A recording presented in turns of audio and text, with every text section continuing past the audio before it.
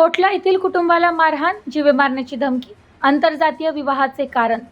कोटला घासगली येथे राहणाऱ्या गणेश अशोक सातपुते वय 44 यांच्या कुटुंबावर 2 वेगवेगळ्या घटनांमध्ये जबरदस्तीने घरात घुसून शिवीगाळ व मारहाण व जीवे मारण्याच्या धमक्यांचा प्रकार घडलाय.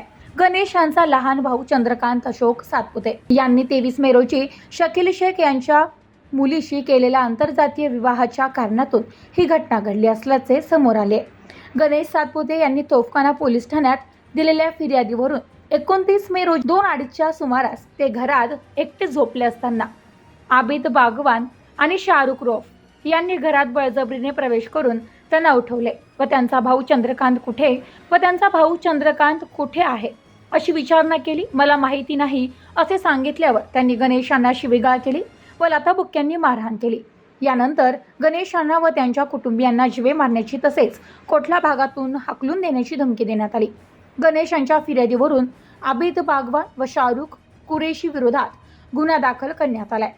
तर दुसऱ्या घटनेत 28 मे रोजी रात्री 10 ते 10:30च्या सुमारास कामरान शकील शेख, मुत्तेजार इब्राहिम शेख व त्यांच्यासोबत असलेल्या 2 अनोळखी इस्मांनी सातपुते यांच्या घरात घुसून दरवाजाला लाथाबुक्क्या मारून नुकसान केले व शिवीगाळ करत जीवे मारण्याची धमकी दिली.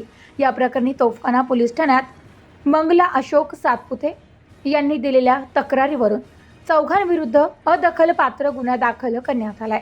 Bureau report, news today 24, Ahilyanagar.